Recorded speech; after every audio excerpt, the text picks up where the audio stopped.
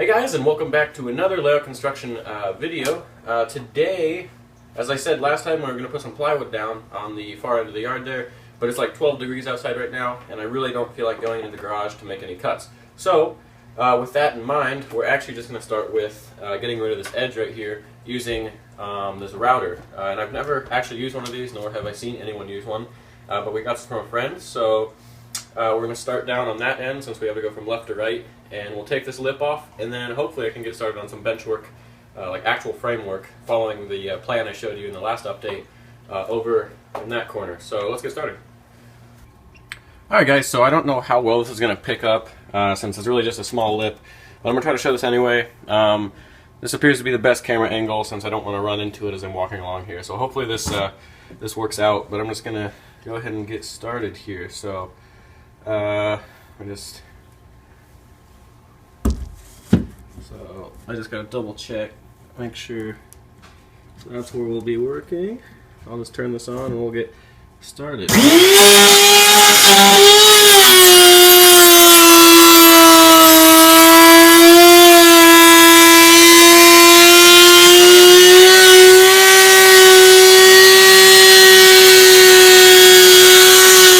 as you can see by the mess I created on the floor, I just went ahead and did the rest of the plywood here. And as you can see, it creates a super flush finish. So I'll try to get like a good angle here. So you can see, like before, that was kind of hanging off the edge, and now you can see there's no overhang at all. So really nice tool. So I think that turned out pretty good. The one thing that did happen, I wasn't prepared for this, was that it actually wanted to cut further in because the framework comes in an angle here. That's no biggie though, because we were going to have to cut that off eventually. It's just if you do have some bench work that goes in and the plywood extends over it, you just want to be careful you don't cut anything you don't want off. So this will be okay because we actually do have to come in and curve this off. I didn't go in too far, so we're good there. And now we're going to come in and cut this off with our other saw. Alright guys, so now we're going to take this tool here.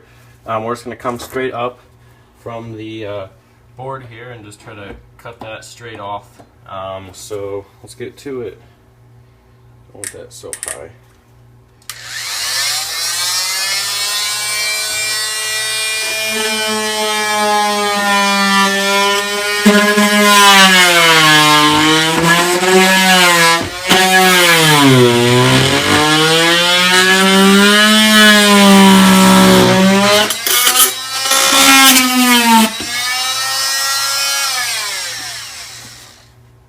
Alright, so there we go. Let me pull you off here. As you can see, got that cut off and squared away. I'll do a little filing. Sorry for the bad shadows, but I'll do a little filing right here since there's a little nub there. That's going to be no issue. And this is all flush here, except for that little bit right there. So I can literally just come in with like some sandpaper or even a hand file and bring that down, so that way there won't be any bench work hanging off here. But that turned out pretty good. So as you can see, now we're pretty much flush with the wall, and everything's flush with the bench work here. So now we're going to move on to creating some bench work, like actual framework, over in this corner behind me. So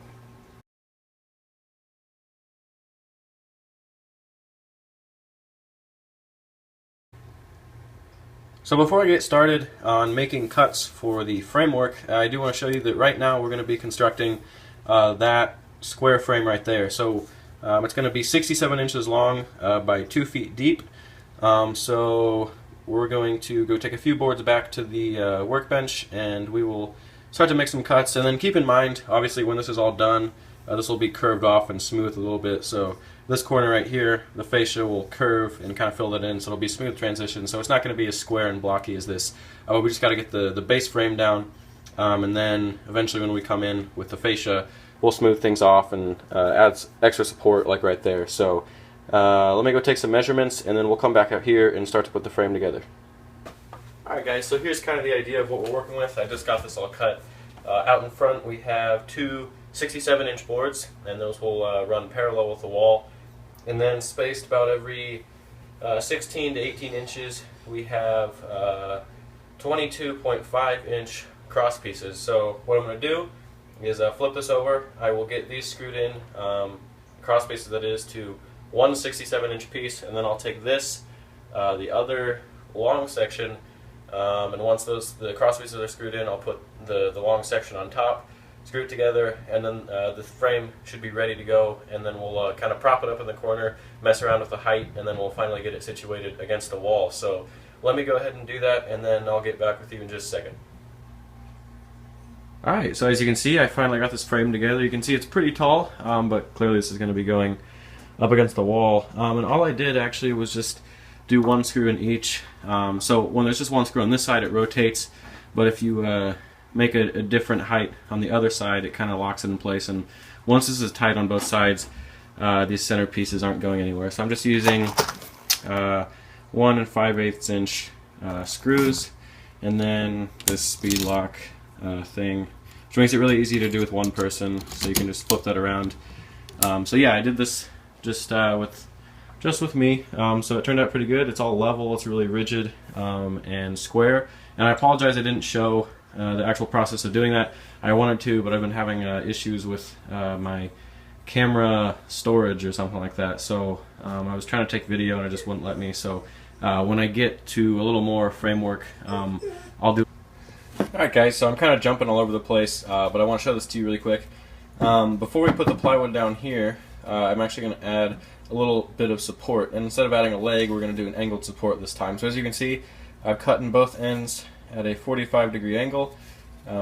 Clearly they're opposite angles, so you don't want to do the same angle, otherwise you get parallelogram, and that doesn't really work well. So anyway, I'm going to get a clamp, and we'll hold this up here where it is even, where the angles are met evenly. I'll hold this here, and then I'll try to screw it in, and then this will just kind of hang here, and then I'll be able to use pressure, hold this up against the wall there, and screw right in along the stud center. So let me go grab a clamp. I got to draw the line a little further so I can see where the stud is a little better, and then we'll put in the first screw, and then we'll switch over, and then put the long screw into the wall. Alright guys, so I've changed my mind. It turns out I'm actually going to do the bottom one first, just because it's easier to get that one in and held in place. So I'm going to go ahead and do that right now.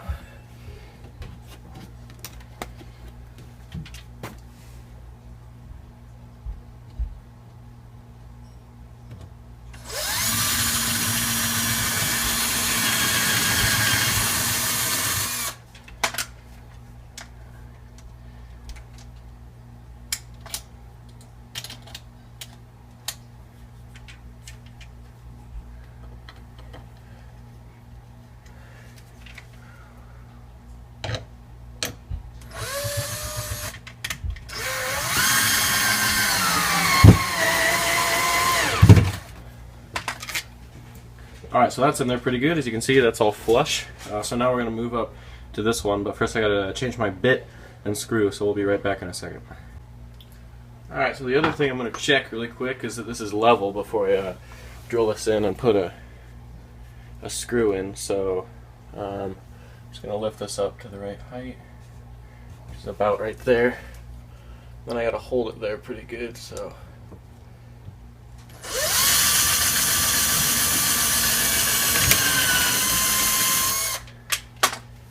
I gotta switch over here. Oh, come on.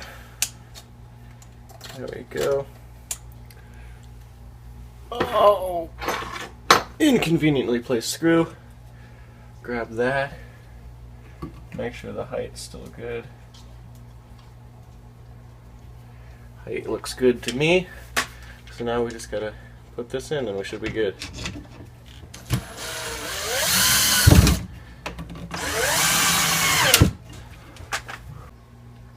Alright, so that angled brace is looking really good. It's really flush with the wall, as you can see there, as well as up here on the joint, and it looks like it's the right length. So this is really strong, and I'm happy with it. As you can see, pretty clean up front, but there's definitely enough support. And really quick, if you want an alternative to using a level, or if you just want to double check after you've done your bench work and added braces and stuff.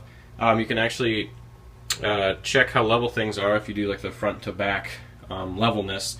You can just take another, take a board, put it across, and then just set a piece of track on there with a smooth rolling car. And this one actually has a new wheel set, so it runs really smoothly. And then you can just kind of like push it and see if it tends to roll anywhere. And it looks like it's super flat, so I think we might be a little down in the front here by like maybe a millimeter, but it's not a big enough difference that anything will behave differently since the tracks run parallel here, and there won't even be a visual difference. So I think we're good here.